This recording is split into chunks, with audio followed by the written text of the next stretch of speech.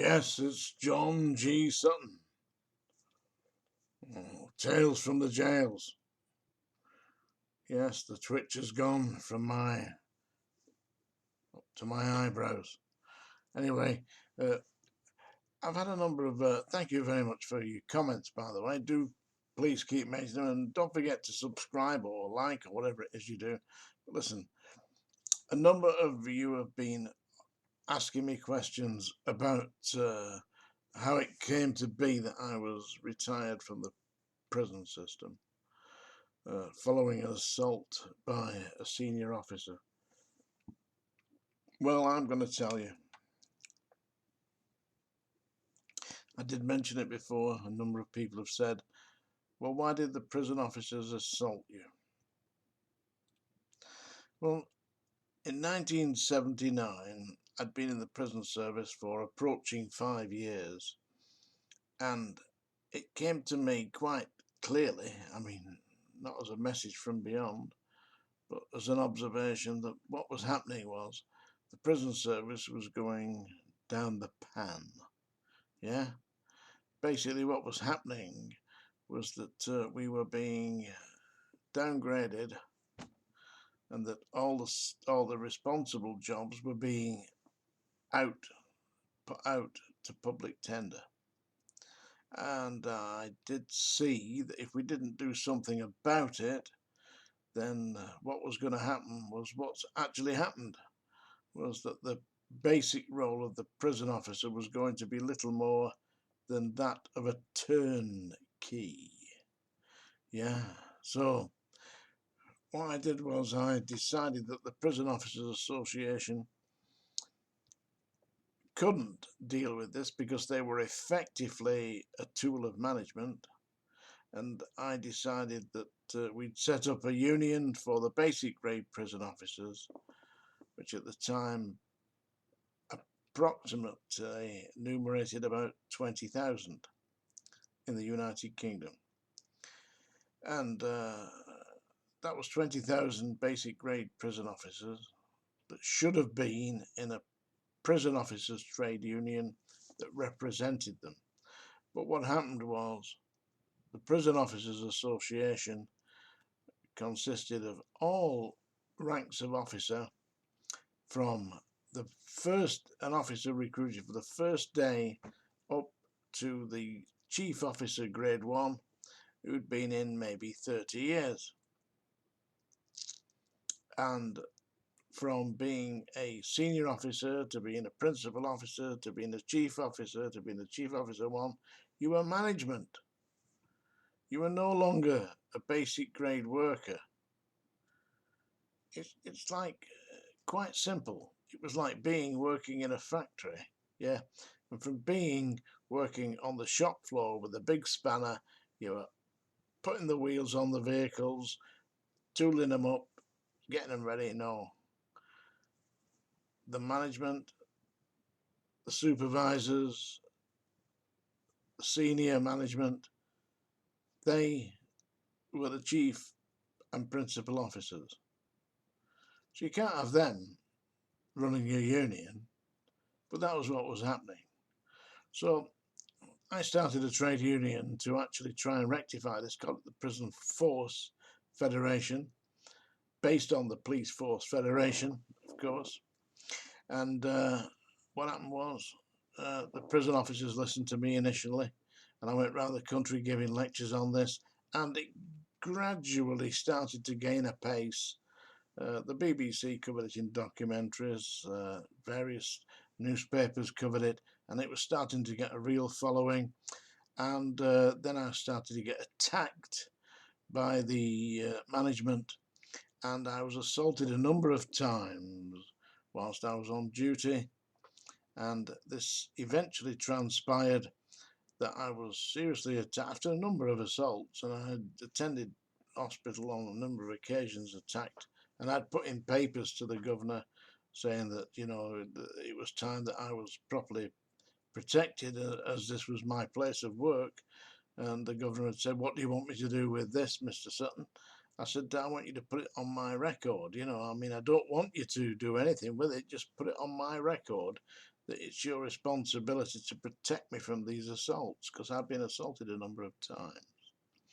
And it eventually transpired that I was working as a hospital officer, and one particular hospital officer, senior hospital officer, like one grade above me, who was what you might term, in military terms, would be like a sergeant, you know, or a junior inspector, you know, that kind of thing. Started to shout at me, and I said, don't speak to me in those terms. If you have got problems, you can take me before the chief officer and make a formal charge against me. Otherwise, back off. And you would have thought that would have been that, you know, because normally speaking, that would be the way that you would deal with things. But I had a cup of coffee in my hand, and I was going upstairs to the ward. I was the officer in charge of the hospital ward at Strangeways. And I got halfway up the stairs, and I felt this hand on the back of my tunic. I had a white tunic, you know, and as a hospital officer. And this senior officer grabbed me by the back of my tunic and started to drag me downstairs. Now, I've got a cup of coffee in my right hand. You know, I'm going upstairs to take my post on the ward. And so I'm starting to move backwards downstairs. I mean, I've got a choice here. I can fall to the floor or get dragged back downstairs, or I can deal with this man. So with my left hand, I spun round and planted the left hand in the middle of the face of the transgressing officer who had assaulted me, and he flipped backwards and went down to the bottom of the stairs unconscious. And that's where he remained for a moment or two, picked himself up and ran off to the chief officer and made a formal complaint that he'd been assaulted. In actual fact, what had happened was that he had been prevented from seriously injuring me, which could have absolutely happened if I'd have gone backwards downstairs. These were steep stairs, yeah. Anyway, I was subsequently called down and suspended from duty, and although I wasn't physically injured, I was quite emotionally distressed by this. Now, what I did was I went off duty because I'd been suspended, and I went off duty and I went to see my doctor. And I told my doctor what had happened, and he said, I think that what's got to happen here is we're going to put you on the sick. He said, because I don't feel that this is the way, because a number of times I'd reported to my doctor that I'd been assaulted, I'd been injured, my neck had been hurt, I'd been hit in the head numerous times by staff. And he said, I'm putting you off sick for a period of time, we'll see what happens here. So he gave me I think it was 28 days. And so I sent the sick note into the prison, and the prison conducted an inquiry, actually. And what had happened was, as the senior officer had run up the stairs and grabbed him by the neck, standing at the bottom of the stairs was another prison officer, a hospital officer, who was observing this. And he gave evidence to the governor, who was conducting the inquiry, that he had seen the senior officer actually assault me. And also the cleaner on the wing, the hospital wing, was at the top of the stairs, and he was stood at the top of the stairs looking down as I was coming up to take my position, and he gave evidence in a statement that he had seen this particular officer assault me. And it subsequently transpired that the Home Office required me to attend for a psychiatric assessment, and the doctors found that I was perfectly sane and that the system was quite insane. And the Home Office medically retired me from my duties, and I haven't been back to a HM Prison institution since. I've been medically retired ever since. I think it was November 1985. And that is what happened to end my career as a prison officer. And what, you may ask yourself, happened to the senior officer that assaulted me? Well, I'll tell you.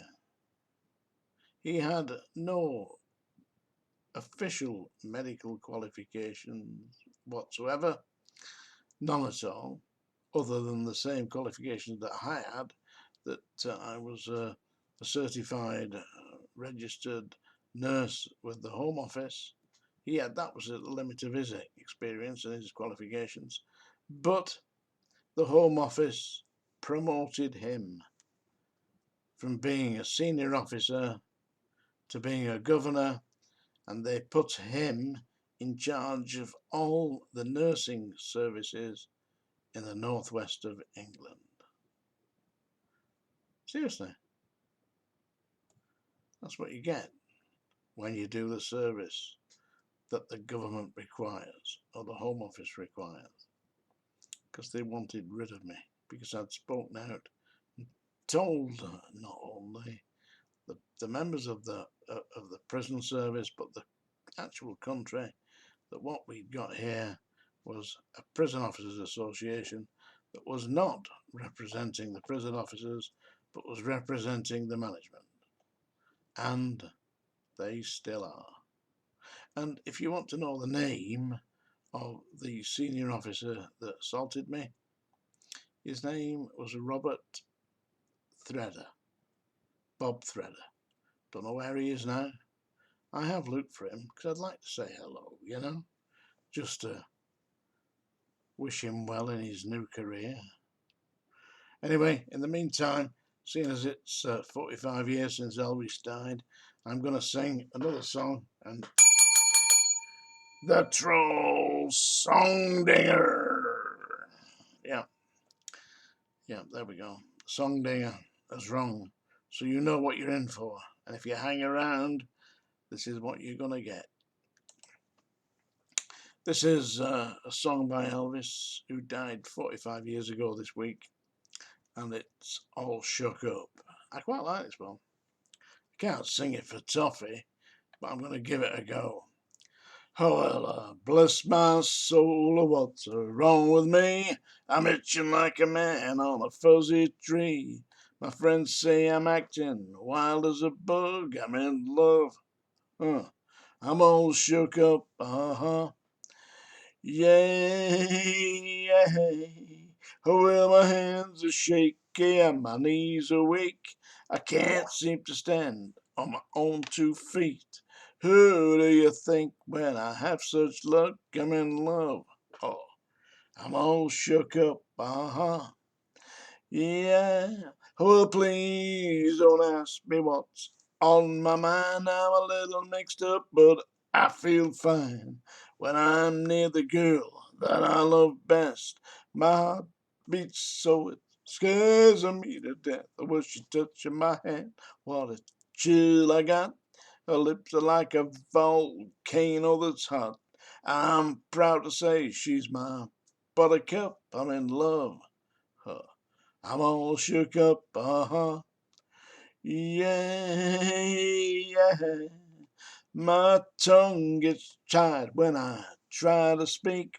My insides shake like a leaf on a tree. There's only one cure for this body of mine. Having that girl in a love so fine. Ooh, she touched my hand. Oh, what a chill I got. Her lips are like a volcano that's hot. I'm proud to say that she's my buttercup. I'm in love. Huh, I'm all shook up. Oh, yeah. Yeah, yeah. I'm all shook up. Well, there you go. I hope you're all shook up too. My name's John G. Sutton. Tales from the Jails. Do like and subscribe and all the rest of it. Thank you very much.